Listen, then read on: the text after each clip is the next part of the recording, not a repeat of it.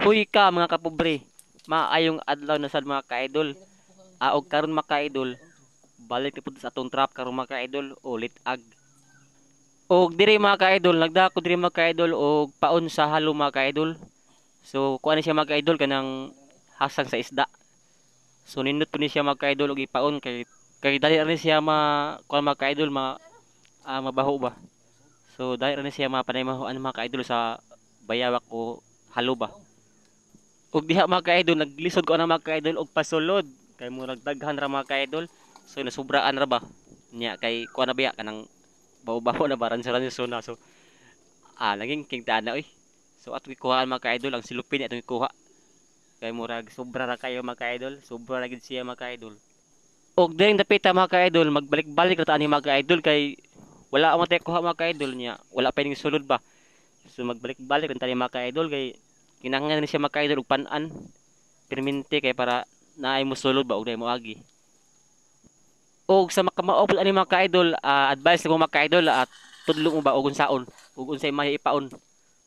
Pero kani akong pagtaod sa trap mga ka-idol, ang halo ani ug makuha siya, dili gid na siya makakaon sa taon mga ka-idol kay ang akong PC ana ako manggibuwag sa kawayan. So naara siya ang laang naras gawas. So inig bukas ana mga ka-idol inig ka kuha og na manggali kuha. So ang halo naara sa gawas no. Mao nang dili jud makaon ang halo ug mosulod diha. So og di gid siya makuha, makaon gid siya. Pero og makuha siya, mabitay na siya kay ang akong laang naaraman sa gawas.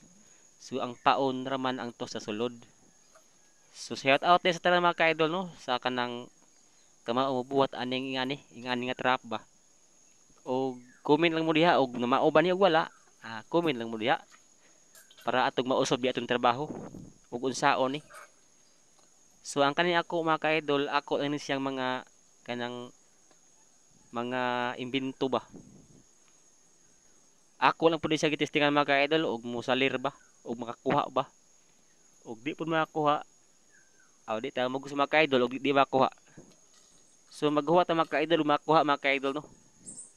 Ug karon mga ka-idol so hapit na ni mahuman mga ka-idol. Ako na pud ni siyang kanang tarungon og duot-duot sa kahoy mga ka-idol kay magpuno gid siya mga ka-idol. So nasubraan ra siya mga ka-idol og dala sa paon.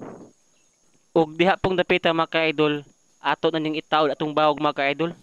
Ang atong laang ba ato na itaod kay para mahuman na ba. So dugay-dugay na pansak mga ka-idol ang katong paon kay daghan ba. Og shout out sa tanan no, og salamat sa nagsuporta, og salamat sa nagtan-aw sa akong video karon. Salamat sa iyong tanan og God bless.